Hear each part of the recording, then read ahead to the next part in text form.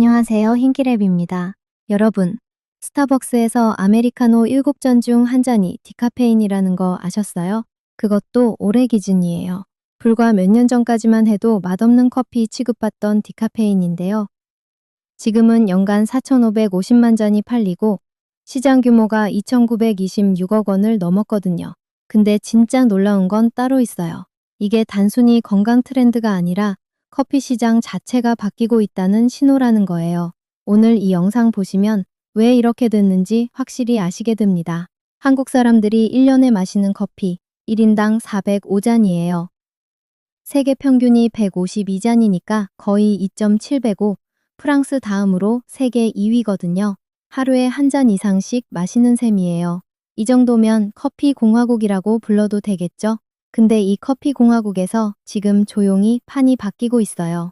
불과 몇 년 전만 해도 메뉴판 구석에서 존재감이 없던 디카페인이 무섭게 치고 올라오고 있거든요.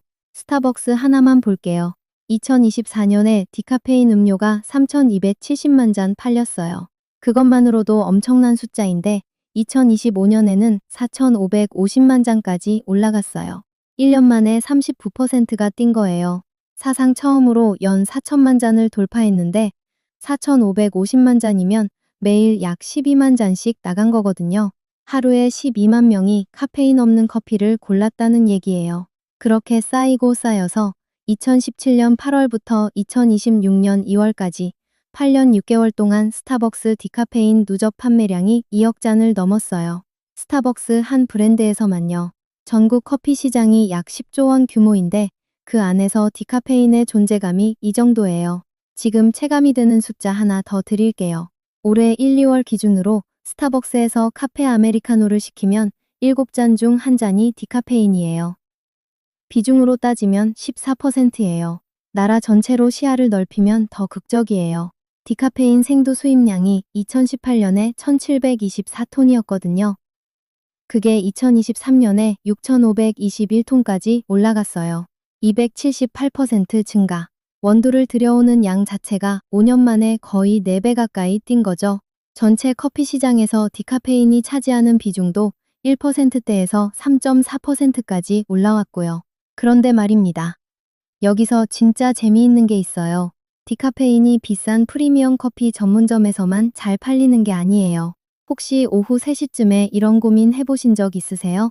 커피 한 잔 더 마시고 싶은데 이거 마시면 또 밤에 눈이 말똥말똥해질 것 같고 그렇다고 안 마시자니 오후가 너무 길고요.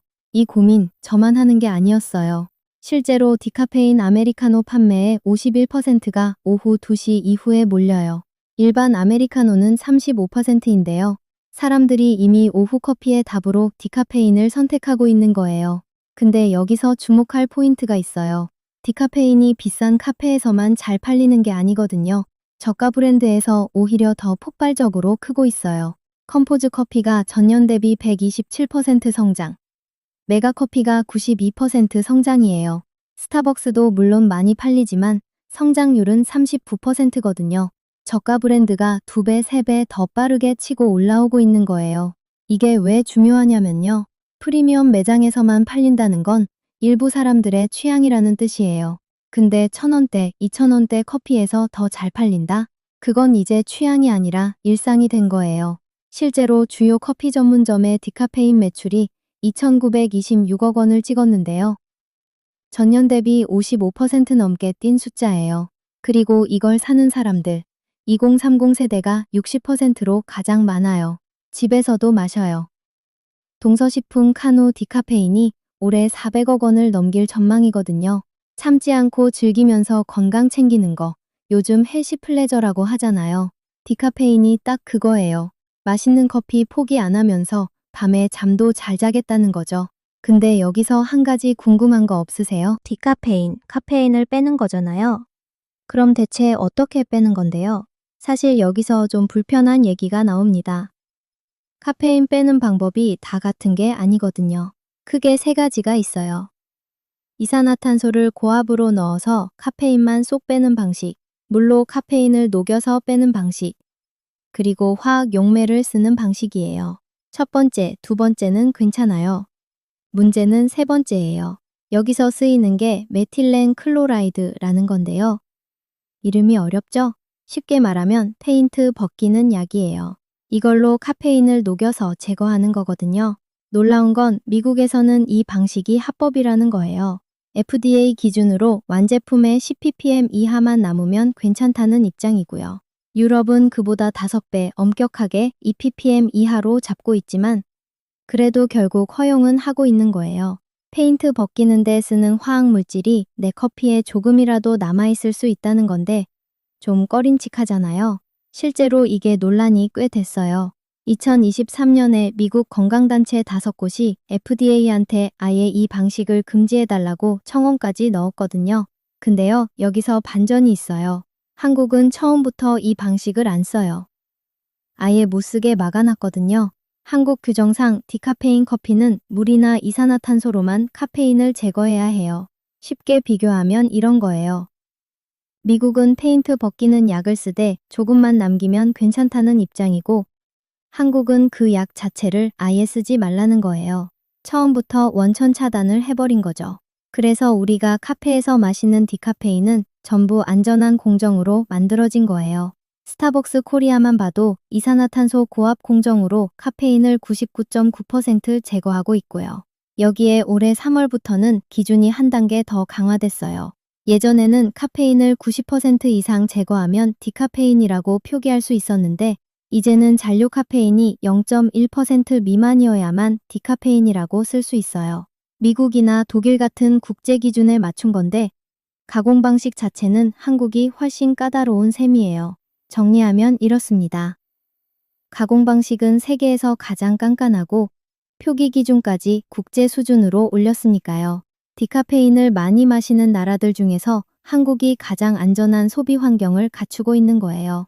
오후에 디카페인 한 잔 시키면서 괜히 찜찜했던 분들 안심하셔도 됩니다.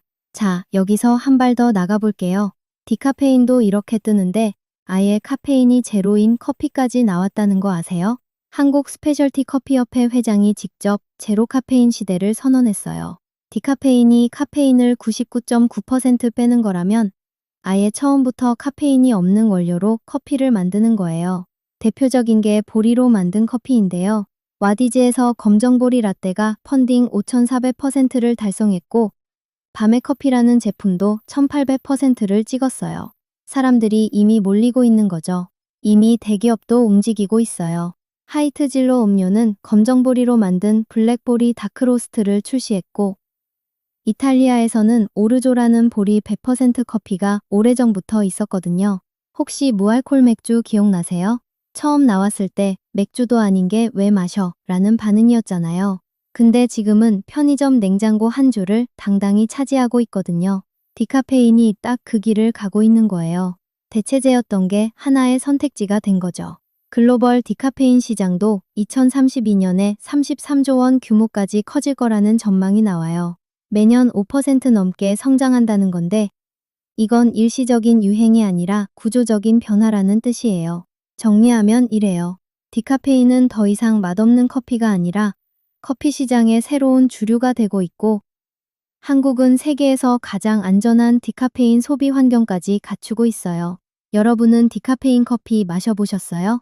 마셔보신 분들, 일반 커피랑 맛 차이 느끼셨는지 댓글로 알려주세요. 오늘 영상이 도움이 되셨다면 좋아요 한번 눌러주시고 구독도 부탁드려요. 그럼 다음 영상에서 또 만나요. 감사합니다.